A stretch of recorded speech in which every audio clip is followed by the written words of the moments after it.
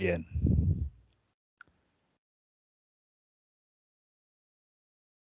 En las clases anteriores, en la clase anterior específicamente,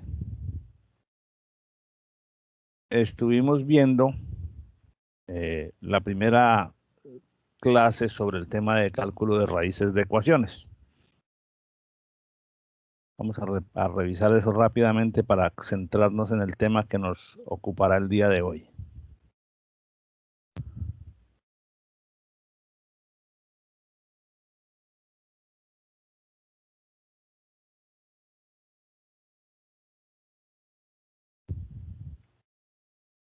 Por favor, indíquenme si ya están viendo mi diapositiva. Sí, profe. Sí, profe. Okay. Sí, profe. Bueno, perfecto, muchas gracias. Perfecto. Entonces, habíamos dicho que las raíces de una ecuación son los valores de la variable independiente que hacen que la ecuación se anule o valga cero. Y ese es un problema que es frecuente en distintos campos de la ingeniería.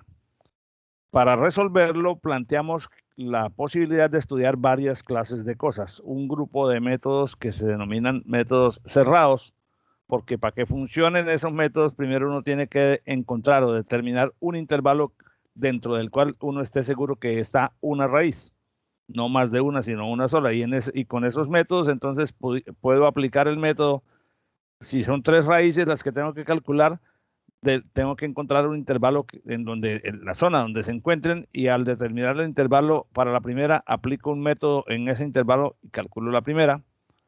Luego hago lo propio en el siguiente, en la región donde esté la siguiente raíz, y así sucesivamente.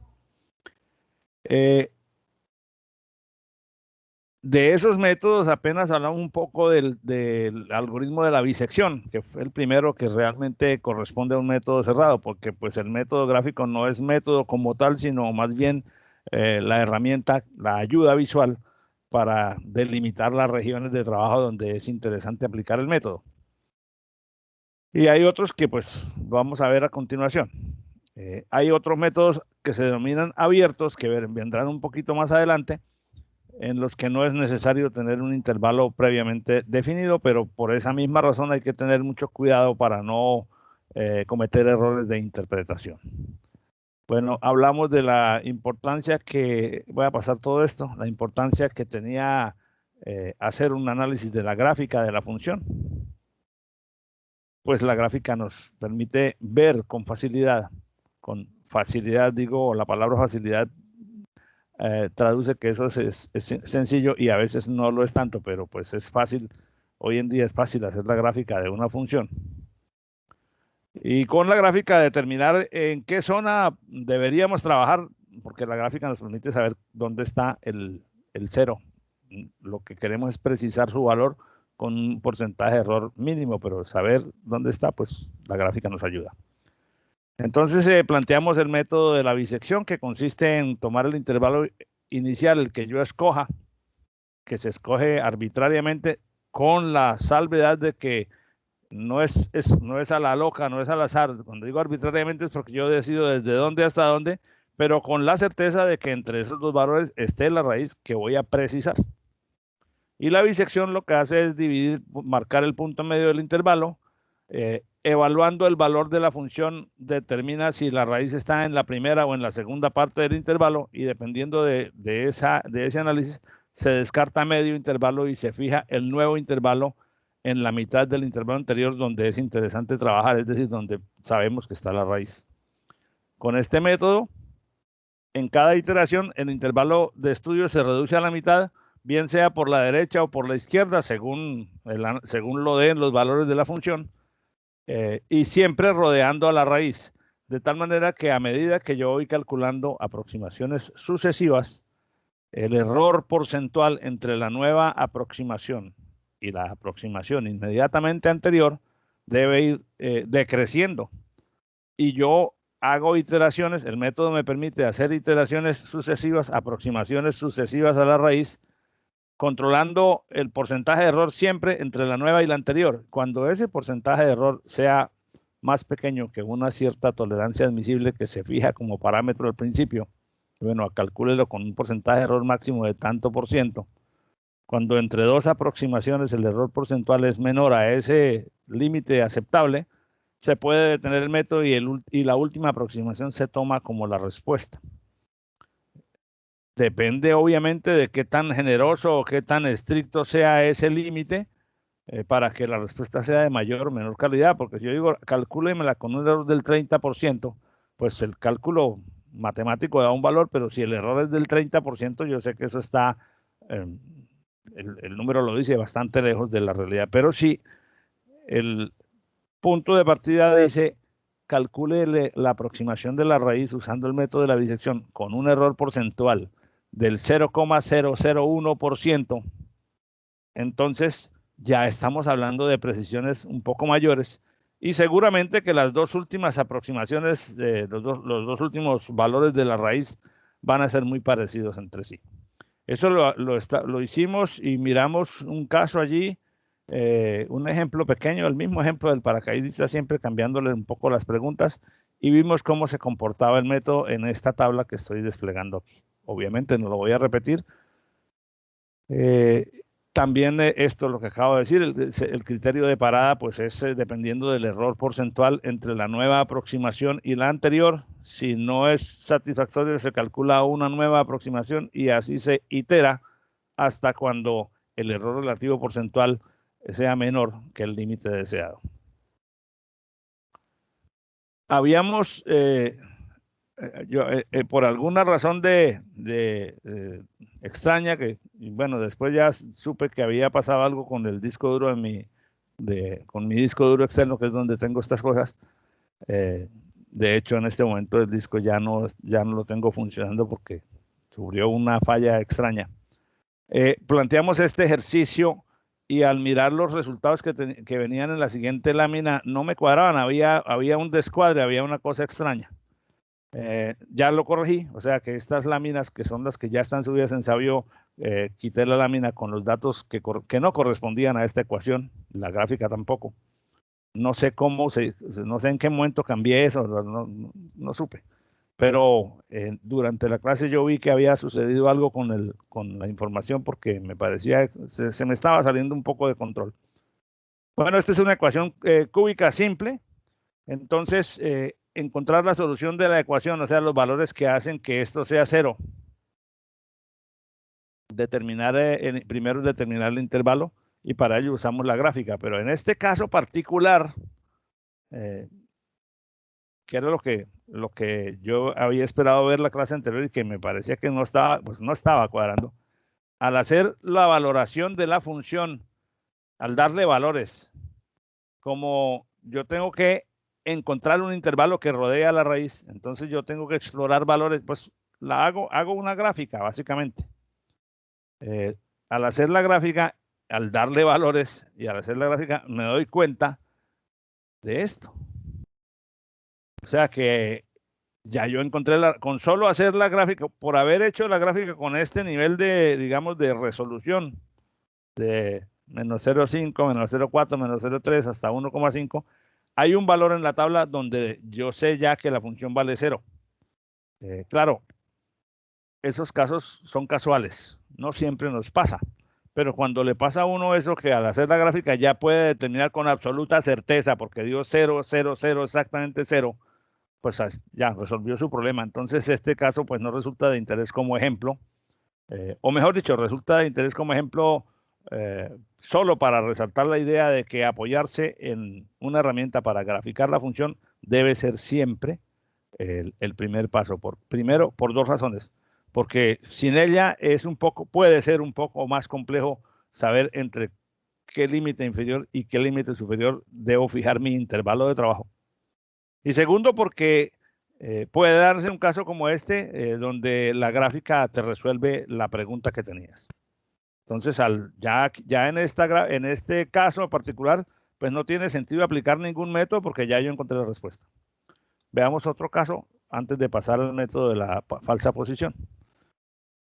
Bueno, al ponerle estos coeficientes a la ecuación ya es posible que la cosa no sea tan exactamente como la anterior. Entonces, para determinar intervalo usamos un método gráfico, aquí tenemos la gráfica de la función y vemos que esa función tiene dos raíces. Obviamente, al ser una función cuadrática, pues tiene dos raíces. En este caso, las dos raíces son reales. Y la una está entre menos 2 y 0 y la otra está entre 6 y 8. Con la resolución con que yo dibujé esta gráfica aquí, pues yo tendría que aceptar, o sea, tendría que trabajar, si quiero encontrar esta raíz, pues entre menos 2, de pronto yo podría ir entre menos 2 y menos 1, porque yo sé que menos 1 está por aquí, en la mitad de esta línea vertical con el eje. Me serviría. Creo que la tabla de datos la hice con menos 2 y 0, pues porque son los valores que tengo explícitamente visibles en la gráfica con la resolución que estamos allí. Pero en una herramienta de graficación, ustedes saben que yo puedo hacer zoom y precisar ese intervalo o sea, disminuir el intervalo de trabajo inicial, con lo cual las aproximaciones llegan mucho más rápido, porque tengo que descartar menos dominio para llegar a un valor con la precisión adecuada. Como este es simplemente a nivel de ejemplo, creo que lo hicimos entre menos 2 y 0. Entonces, esas son las dos raíces. Habría que aplicar el método para este intervalo y precisar la raíz negativa. Y en una segunda ejecución habría que aplicar el método para este intervalo de 6 a 8 para calcular el valor de la raíz positiva. Bueno, entonces empezamos entre menos 2 y 0. Obviamente no voy a ser tan detallado como la clase anterior porque ya ustedes conocen la mecánica del método. Con un x inicial de menos 2 y un x final de 0, el punto medio es menos 1. Esa sería la primera aproximación a la raíz, que es el punto medio del intervalo de partida. Al mirar la función, en el extremo izquierdo es negativa, en el extremo derecho es positiva y en el punto central es positiva, lo que quiere decir que el cambio de signo está entre menos 2 y menos 1, como ya sabíamos, intuíamos por el análisis y el comentario que yo hice sobre la gráfica. Entonces, lo procedente es descartar el intervalo de menos 1 a 0 y trabajar ahora entre menos 2 y menos 1, que se convierte ahora en el nuevo límite derecho del intervalo. El punto medio de ese nuevo intervalo es 1,5 y el porcentaje de error entre 1,5 y 1 es del 33%. Recuerden que el porcentaje de error siempre se calcula como la aproximación nueva menos la anterior sobre la nueva. Eso en valor absoluto y multiplicado por 100. Analizando nuevamente, entonces, desde el punto inicial la función es negativa, en el punto medio del intervalo actual también lo es, y en el extremo derecho es positiva, lo que quiere decir que el cambio de signo está entre menos 1,5 y menos 1. Entonces se descartaría el intervalo de menos 2 a menos 1,5 y el nuevo intervalo sería entonces desde menos 1,5 hasta menos 1, con un punto medio en menos 1,25. Entre este tercer valor aproximado de la raíz y el anterior, el porcentaje de error ahora es del 20%. Fíjense que ya disminuyó. Pero todavía no disminuye, digamos, a una tolerancia. No dijimos al principio con qué porcentaje de error lo queríamos, pero pues veámoslo. Hacemos una nueva iteración, ahora entre menos 1,5 y menos 1,25, porque entre menos 1,25 y 1 ya vimos, y menos 1 vimos que la función no cambió de signo, el cambio de signo estaba entre este valor y este, por lo tanto este valor ahora es el extremo derecho del nuevo intervalo. Y en la nueva aproximación, que es el punto medio del nuevo intervalo, tiene un porcentaje de error relativo con respecto al anterior, en este caso se calcula como un 9%. Así sucesivamente. Entonces, llegará algún momento en que el porcentaje de error está por debajo de la tolerancia que te interesa, y en ese momento, pues ese será el valor, el punto medio del intervalo que cumpla con ese porcentaje de error, ese será el valor aproximado de tu raíz.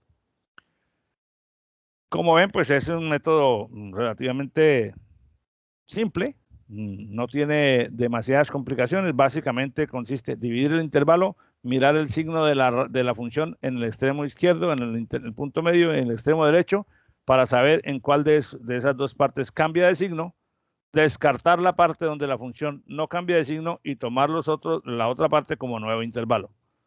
Entonces ahora ese nuevo intervalo, que es la mitad del anterior, se vuelve a partir por la mitad para encontrar el punto medio y hacer exactamente el mismo análisis de forma iterativa. Como esta función tenía dos raíces, una entre menos 2 y 0, y aquí en este ejercicio ya la calculamos que es menos 1,45. La otra no, simplemente ya no hice los cálculos, pues se trataba básicamente de ilustrar el algoritmo. Díganme por favor si está claro o si ustedes tienen alguna pregunta al respecto. ¿Me podría colocar la tablita de nuevo? Ah, claro, permítanme un segundo que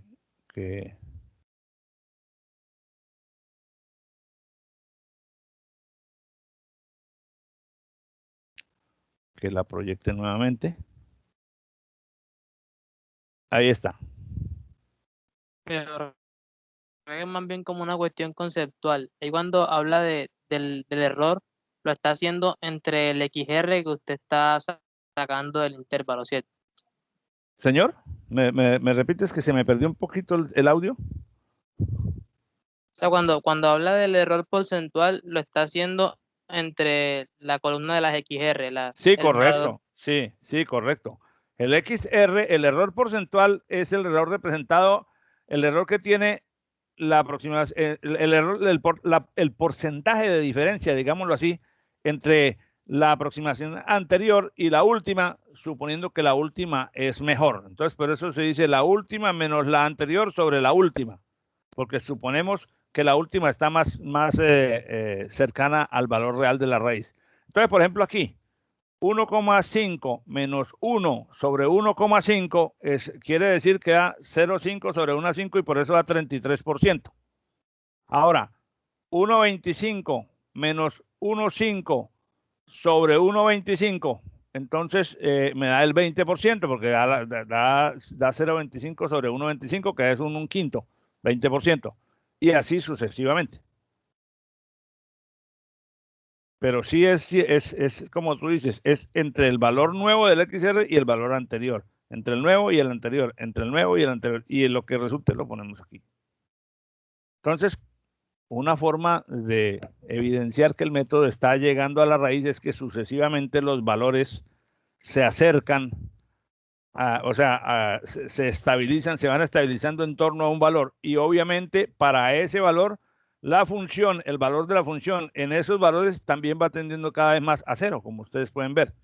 Entonces, si yo sigo haciendo iteraciones, llegará un momento en que la capacidad de representación de datos de la máquina donde esté trabajando no me muestra más decimales y aquí me da 0, 0, 0, 0, 0, de pronto un dígito por allá en la posición 20, si es que tengo 20 decimales, pero que es prácticamente decir que es equivalente a 0. Bien. ¿Quedó clara mi respuesta, viejo? Claro, profe, gracias. Bueno, José, ok. ¿Alguien más tiene alguna pregunta? Sí, profe, yo tengo una pregunta. Ya cuando Adelante. usted llega pues a un error aceptable, de acuerdo al error relativo que haya tomado como referencia, para dar respuesta de dónde se encontraría la raíz, ¿se plantearía el intervalo, o sea, el último intervalo de las aproximaciones realizadas, o se cogería el XR? No, el XR, o sea, la respuesta es este valor. Okay. En este caso, por ejemplo, si te dicen a ti, si esta fuera la tabla de resultados, esta es la tabla de resultados. Si yo quisiera, si mi obligación o mi necesidad fuera determinar la raíz, esa raíz que tiene esta función en el intervalo de menos 2 a 0, con un porcentaje de error inferior al 1%, porcentaje de error relativo inferior al 1%, este valor sería satisfactorio para ese criterio, porque ahí ya el porcentaje de error relativo es inferior al 1%. Sin embargo, esa tolerancia, es decir, inferior a tanto por ciento, es lo que uno tiene que aprender a determinar con cuidado, que no hace parte del método porque es un parámetro que puede tener incidencia más bien dependiendo de cuál es la naturaleza del proceso que estamos representando. Porque, por ejemplo, si esta es una variable muy crítica de un proceso químico o de un proceso, qué sé yo, de cualquier proceso industrial, entonces generalmente se usan como criterios de parada porcentajes de error lo más bajitos posible para tratar de, pues, para estimular al método a llegar hasta un valor con la mayor precisión que se tenga.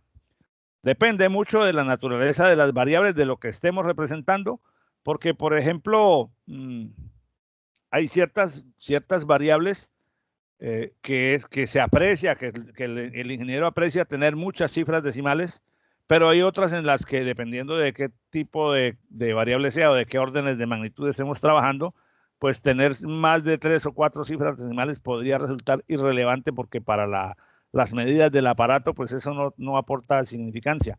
Pero por eso te digo, eso va a depender mucho del análisis que se haga externo a la aplicación del método como tal. El método simplemente es una rutina que itera y precisa un valor. La interpretación de ese valor, la determinación de los umbrales de error correctos, son consideraciones extra método que están más bien asociadas a la situación o fenómeno en el que este método se está aplicando para encontrar un resultado. ¿Ok? Entendido. Muchas gracias, profe. Un gusto saludarte, Katy. Hacía rato que no te veía.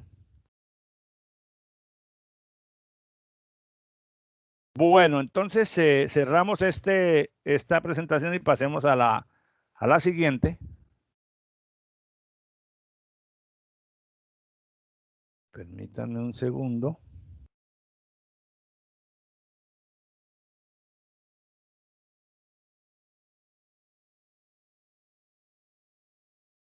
Vamos pues con esta. Entonces, en este caso vamos a hablar del método de la falsa posición. Este método tiene varias denominaciones. En los libros, en nuestro libro que usamos como guía, que es el libro de métodos numéricos de Chapra, pues no es que sea estrictamente ese el único texto que yo uso, pero es el que con mayor preferencia consulto para organizar el material de las clases, y la mayoría de los ejemplos y de los contenidos los he extraído de allí.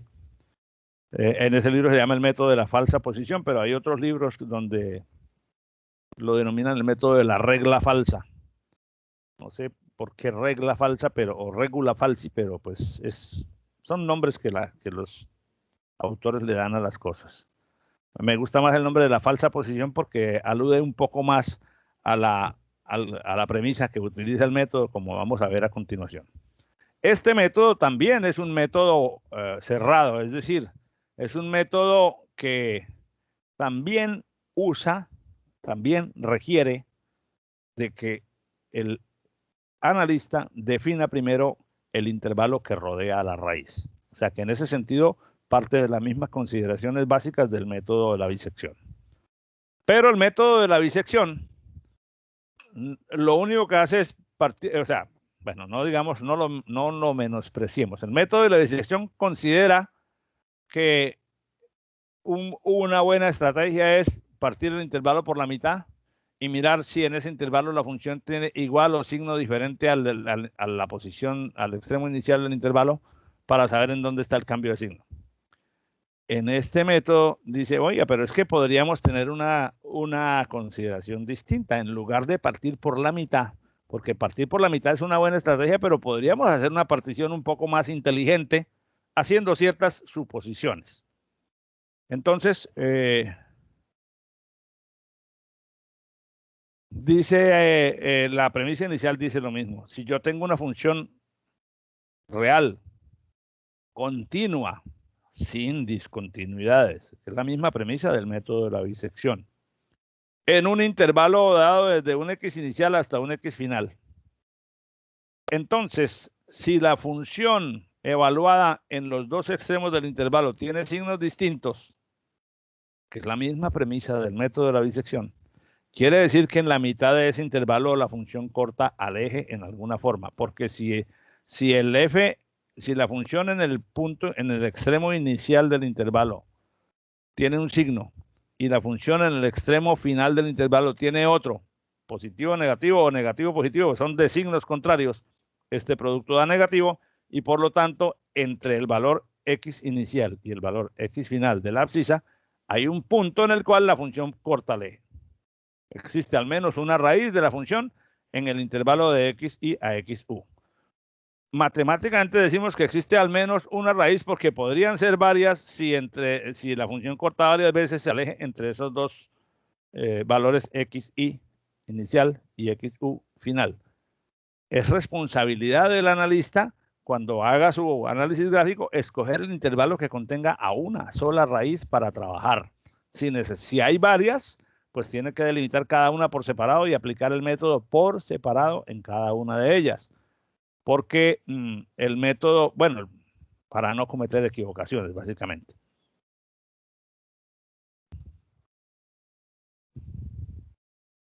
Entonces, el método de la falsa posición dice lo siguiente. Oigan, ¿usted sabe cuánto vale la función en el extremo inicial del intervalo, en el extremo izquierdo, ¿cierto? Tiene un valor.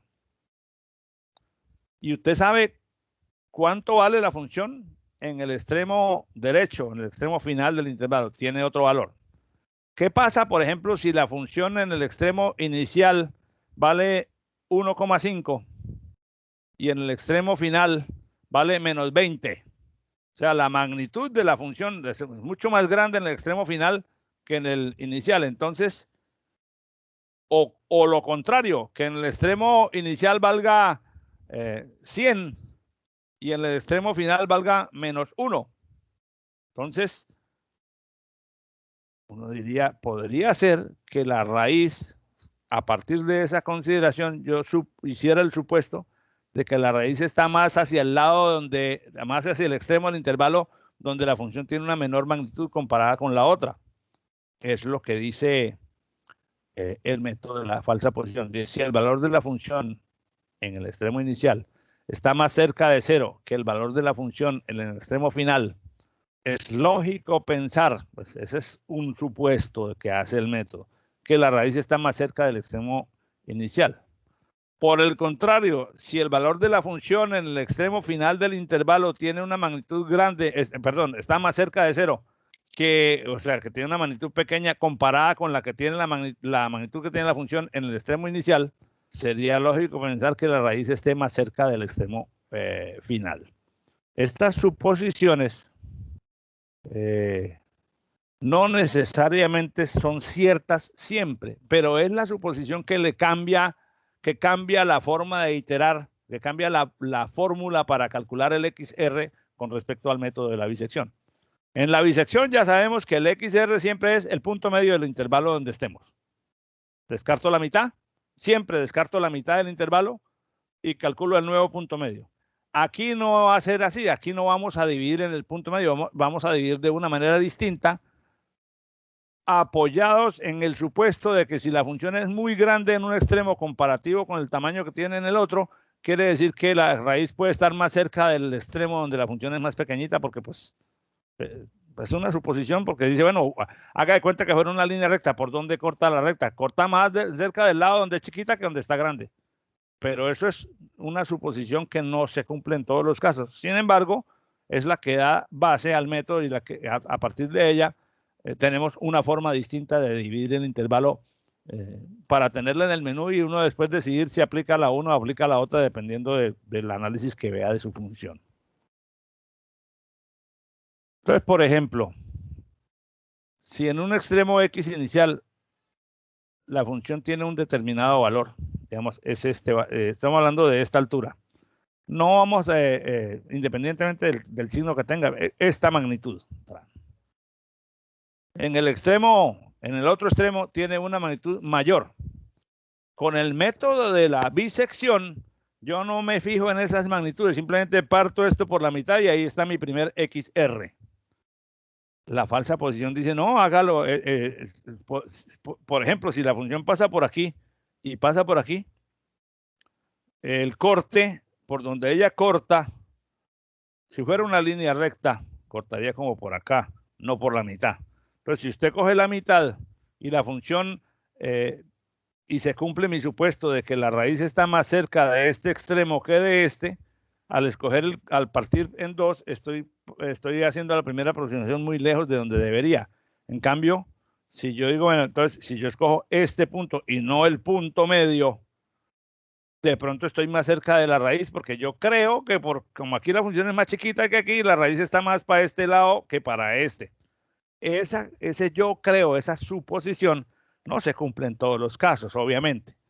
Porque, por ejemplo, si yo decido que esta es mi primera aproximación a la raíz, la que resulta de unir este punto con este, mediante una línea recta,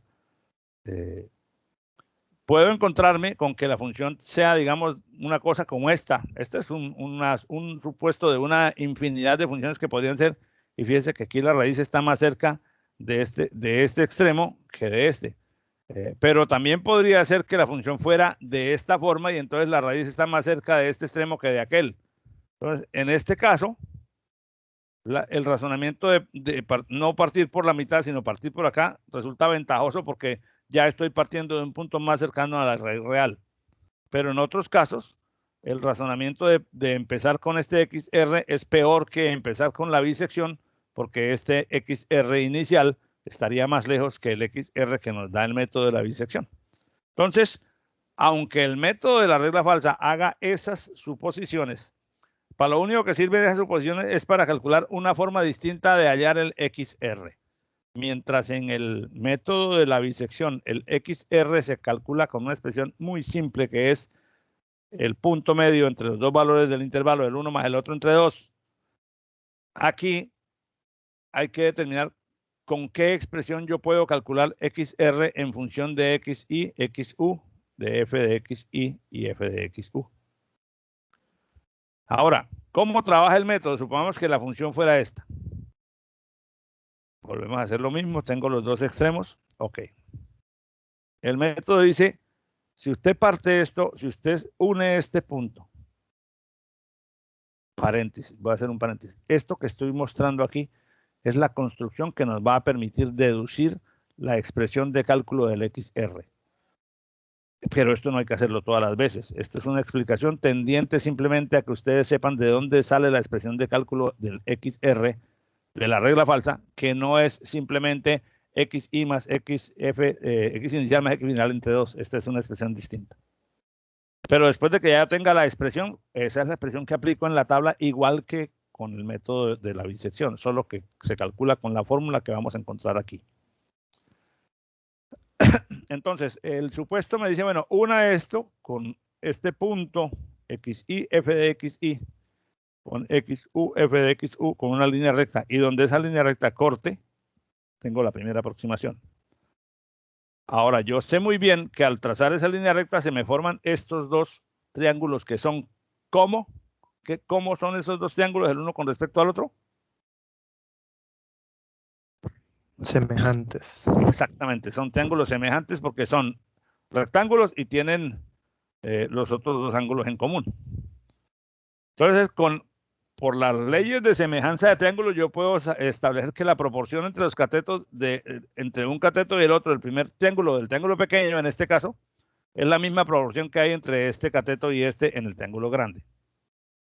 Ahora bien, después de que yo determine el valor de XR, ahí vuelvo a hacer el análisis que tenía el método de la bisección. Ya yo determiné el XR. Entonces, ¿cómo es la función en mi XR? ¿Positiva o negativa? En este caso, negativa.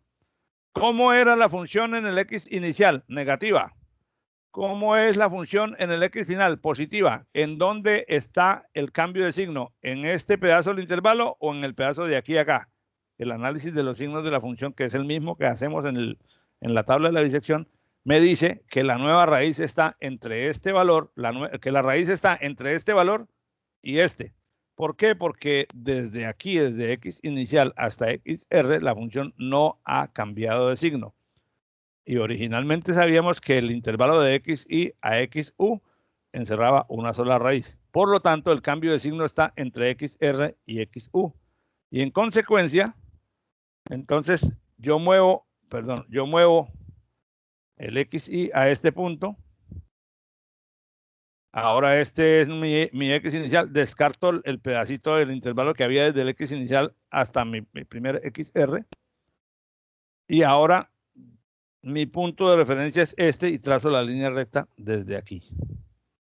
Entonces, este es un XR2, la segunda aproximación. que se supone que está más cerca de la raíz que la anterior. Al haber calculado este nuevo XR, puedo determinar el porcentaje de error entre él y el anterior, y así sucesivamente el resto del método opera igual. La única diferencia es cómo yo calculo el XR en función de las alturas de la función en los extremos del intervalo donde estemos.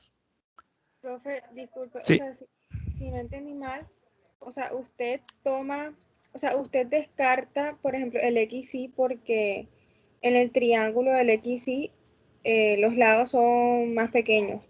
No. Voy a volver a repetir.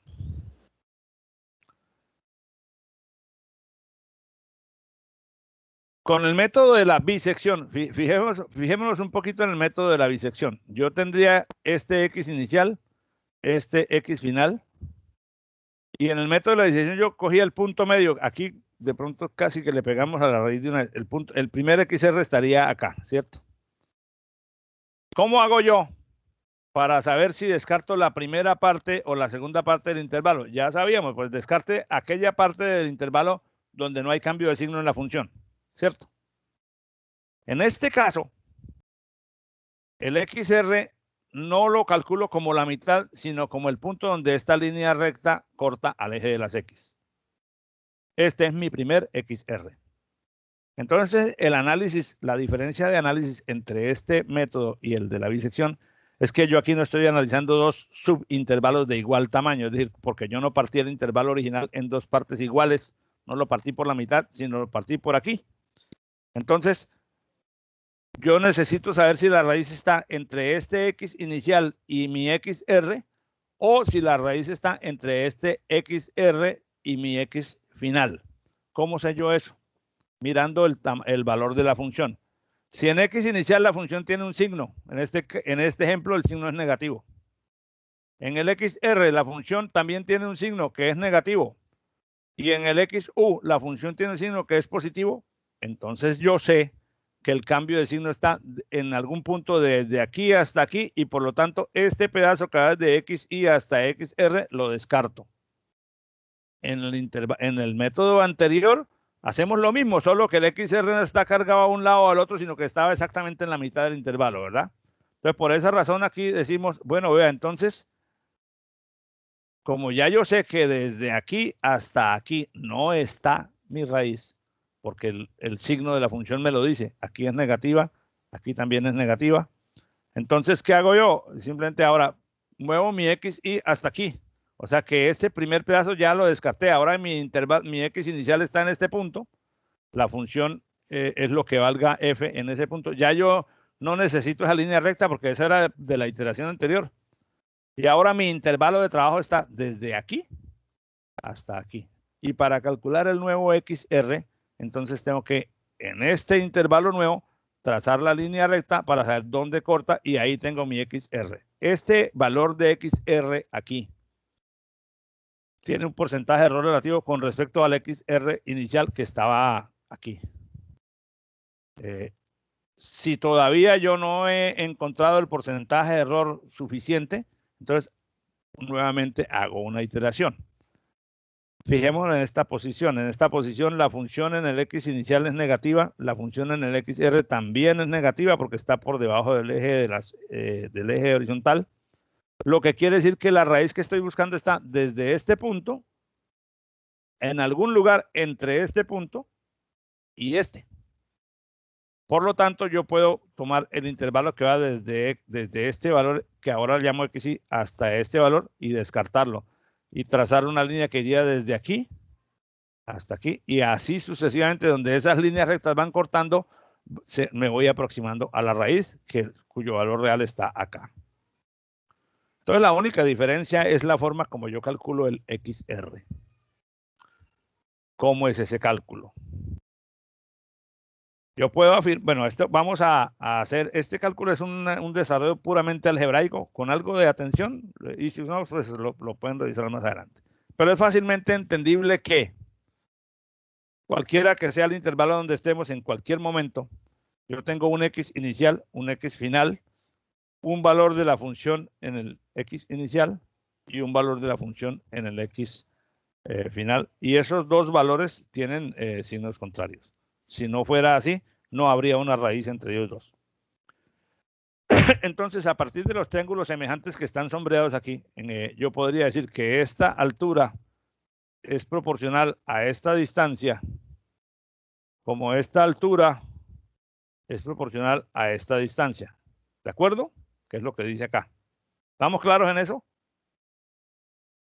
Entonces, la f de x inicial es al valor xr menos xy, a la distancia horizontal aquí, como la x, como la f en la función en el valor en el extremo derecho, en el x final, esa altura es proporcional a esta distancia de aquí hasta aquí. De aquí se llega a esto. Ahora, esto, ¿cómo se llega de aquí a aquí? Pues es una cosa de pasos algebraicos. Vamos a mirarlo. Pero se parte de esta proporción. Ahora, esto que estoy diciendo, no hay que hacerlo todas las veces. Uno simplemente cuando ya sabe que cuando ya decidió que va a aplicar el método de la regla falsa, de la falsa posición, en lugar del método de la bisección, hace lo que ya sabemos, pero cuando va a calcular el XR no calcula el punto medio, sino que lo calcula con esta forma, con esta fórmula. Entonces el XR es el X inicial menos el F de X final por esta diferencia sobre el F de X inicial menos el F de X final. Calcula el XR y ya tiene la primera aproximación de la raíz. Decide cuál pedazo del intervalo va a descartar, si el que está entre el X inicial y el XR o el que está entre el XR y el X final. ¿Cómo decide cuál descartar? Analizando los signos de la función en esos tres puntos. Entonces, el pedazo que no descartó es su nuevo intervalo y en ese nuevo intervalo tiene un nuevo valor de X y un valor de X final y obviamente la función lo que vale en cada uno de esos dos. Con esos cuatro valores puede calcular el nuevo XR aplicando otra vez la misma fórmula, la misma función. Y así sucesivamente. O sea que la única diferencia, pues hay una diferencia de concepto, pero metodológicamente en la práctica, la única diferencia es la forma como se calcula el XR. ¿Cómo se llegó a esta función? A partir de la expresión de la semejanza de triángulos. Si la expresión de la semejanza de triángulos, que es esta, arrancamos de ahí. Entonces, al hacer la multiplicación en cruz, yo tengo que me quedaría f de xy por este valor, xr menos xu, es igual a f de xu por este valor, xr menos xy. Eso pues es una operación simplemente algebraica. Si yo reordeno los valores, entonces tengo un XR multiplicando a este F de XY. Aquí lo tengo multiplicando a F de XU que pasa al lado izquierdo restando. Igual, y aquí entonces me queda un XU por F de XY que lo tenía aquí negativo y pasa al lado derecho positivo, menos X inicial por F de XU. O sea, es un simple reordenamiento algebraico. ¿De acuerdo? ¿Me están siguiendo o hay alguna pregunta hasta ahí? Ahora, si yo divido entre esta diferencia, es decir, paso este paréntesis rectangular a dividir al otro lado, tengo un XR igual a este miembro sobre este miembro. Y esta es otra expresión. Esta no es la misma que teníamos en la lámina anterior, pero también es válido utilizarla. Permítanme, me regreso a la lámina anterior. En la lámina anterior dijimos que a partir de esta diferencia se puede llegar por un desarrollo algebraico a esta, que es la expresión que normalmente se conoce como la expresión de cálculo de las aproximaciones de la raíz por la regla falsa.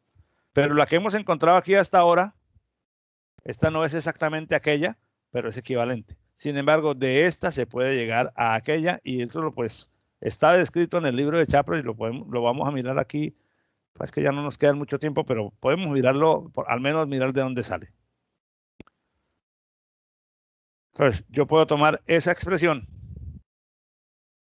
el desarrollo que se hace para llegar a la expresión universalmente conocida es el siguiente.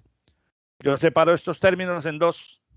Entonces me queda en el primer término x final por f de x inicial sobre este denominador que está aquí. Menos otro término que dice x inicial por f de x final sobre el mismo denominador. Para llegar a la expresión que todos los libros tienen, entonces se usan este truco. Al lado derecho le sumo un XU y le resto un XU, con lo cual no altera la igualdad, ¿verdad?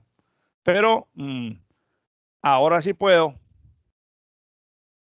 este XU, para meterlo en el baile de los otros dos términos, lo multiplico por la unidad, pero la unidad construida como este numerador sobre este denominador para tener estos tres términos con un denominador común. Este XU sigue siendo el mismo que está aquí. Este es este mismo término, pero ahora este lo multipliqué por esta unidad, por una fracción que representa un 1, o sea, para no alterar la ecuación, pero escrita convenientemente en términos de este denominador, que está arriba y abajo para que sea el 1. Ahora tengo estos tres términos con un denominador común, y yo podría decir entonces que esto es XU más un poco de cosas aquí sobre f de xy menos f de xu, que es el denominador común de este y de este término. ¿Qué queda arriba? Este término xu por f de xy menos xu por f de xy más, menos por menos la más, xu por f de xu. Y menos este término que está aquí, que pasó acá. Aquí hay un término xu f de xy que se cancela con este. Y entonces ahora me queda XU más este señor que quedó aquí sobre su denominador, menos este señor que quedó aquí sobre su denominador. O bien, reordenando esta expresión, perdón, se me fue el dedito, esta expresión que es XU menos, reordene esto y verá que encuentra esta expresión. F de XY menos F de XU. Porque aquí tengo un f de xu común en los dos términos y lo multiplico por xu menos xy, y es lo que tengo acá. Entonces, esta ya es la expresión, la original, la que teníamos en una lámina más atrás. Permítanme, me regreso. Esta expresión de la regla falsa, es a donde llegamos ahorita. Entonces, recapitulando, ¿qué tenemos? Tenemos un método que también requiere que primero delimites un intervalo donde sabes que hay una raíz. Ese intervalo está delimitado por un valor x inicial, que aquí lo llamamos xy, y un valor x final, que aquí lo llamamos xu. A diferencia del método de la bisección, en el cual el xr se calculaba como el punto medio entre esos dos valores extremos del intervalo, en este método el xr no lo calculamos como el punto medio, sino con esta expresión, que está en función de los valores x inicial, x final y del valor que tenga la función tanto en el extremo inicial como en el extremo final, que son 4 valores conocidos. Entonces, este xr termina siendo en un punto más cercano al extremo del intervalo original, en donde la función tiene menor magnitud. Que sea mejor o peor aproximación que la de la regla falsa va a depender de la forma específica de la función que estemos resolviendo. Por esa razón, y lo vamos a ver pues en la siguiente, será porque ya se nos acabó el tiempo. Cuando uno va a resolver un problema por alguno de los dos métodos, lo más conveniente es hacer primero sacar la gráfica, obviamente, para determinar el intervalo, pero además la gráfica me permite analizar si en ese intervalo me resulta más práctico o más rápido aplicar la bisección que la regla falsa, dependiendo de cómo sea la función con respecto a los extremos, de dónde está el punto de corte. Pero bueno, entonces la única diferencia entre este método de la regla falsa y el método de la bisección, en esencia, la única diferencia estricta es la expresión que se usa para calcular las aproximaciones de la raíz. En el de la bisección es el punto medio del intervalo donde estemos. En el de la posición falsa es con esta expresión que está dada en función tanto de los valores extremos del intervalo como de los valores que tiene la función en esos dos extremos. Lo demás es igual. ¿Alguna pregunta? Profe, qué pena. que no sé si usted dijo algo referente a eso, pero en ese método si hay más de un par, ¿cómo lo manejaríamos ahí? Más de un par, ¿a qué te refieres cuando dices más de un O par? sea, No? si más cortes en la recta del eje X. Ok, exactamente igual que con el método de la bisección. O sea, tú tienes que delimitar el intervalo para que haya un solo corte dentro de él. Si son varios los cortes, entonces tienes que aplicar varias veces el método, este o el otro. ¿Cómo se sabe o cómo decidir yo si aplico este o el otro? Cuando hagamos en la siguiente clase, que hagamos un par de ejercicios, vamos a ver un poquito cómo aplicar ese criterio, porque ese criterio es más de ojo del analista que de términos matemáticos. O sea, tú ves la función, le ves la forma y dices, bueno, si parto por la mitad, quedo más lejos de donde debía que, si parto con la línea recta, quedo más cerca. Entonces, uno sobre la gráfica hace una consideración y elige un método o el otro. Hago la siguiente salvedad. Si tú no quieres hacer ese análisis, puedes aplicar cualquiera de los dos métodos y puede ser que uno se demore unas cuantas más iteraciones que el otro, pero igual van ambos, si se escogió correctamente el intervalo inicial, igual cualquiera de los dos va a tener convergencia después de un número cierto X de iteraciones, va a llegar a la raíz con el porcentaje de error que tú quieras. A veces uno dice, no, pero mejor uso el más eficiente porque se demora menos iteraciones. Fíjate que al compararlos, el de la bisección se demoró 200 iteraciones y el de la regla falsa demoró 140, 60 iteraciones menos. Ok, perfecto. Desde el punto de vista, digamos, de la eficiencia en números, perfecto. ¿Cuánto te representó en tiempo? No, pues como lo hice en el computador, se fueron 2 milésimas de segundo menos. Entonces, ahí es irrelevante.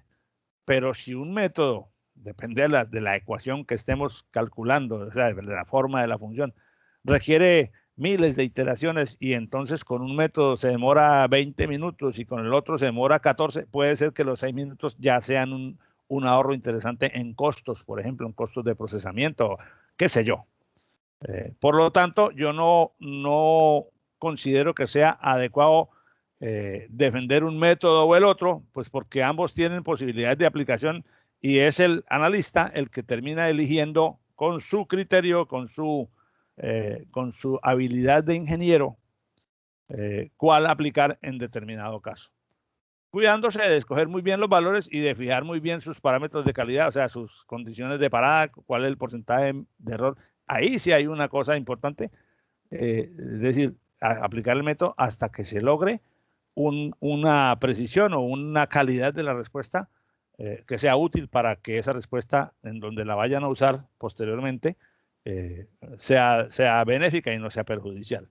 Aquí lo hacemos es simplemente un ejercicio matemático, encontramos un valor, pero cuando estés en el campo de trabajo frente a una caldera o frente a una máquina y tengas que decidir qué hacer dependiendo de ese resultado, entonces ahí sí vas a tener una necesidad urgente e ineludible de que ese resultado sea el mejor que puedas conseguir para que tu decisión tenga el mejor efecto posterior. ¿Ok? Bueno, no sé si hay alguna otra pregunta. Pero ya van siendo las 12, entonces pues solo me resta agradecerles su presencia. ¿Cuántos estuvimos hoy? Estuvimos 47 alumnos. Siempre están faltando algunos. Siempre voy a descargar aquí la lista de asistencia. Perfecto.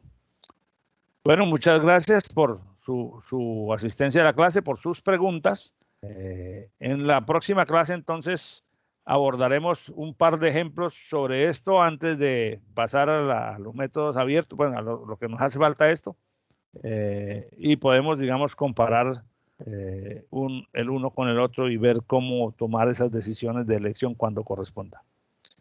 Por lo pronto, entonces, les dejo un feliz resto de día, feliz resto de semana. Nos vemos el próximo viernes en nuestra clase de la 1 de la tarde, ¿verdad? Muchas gracias. Gracias, profe. Muchas gracias. Gracias a usted, profe. Ana, feliz tarde. Chao, profe. Cuídense, profesor. Igualmente, cuídense ustedes mucho también.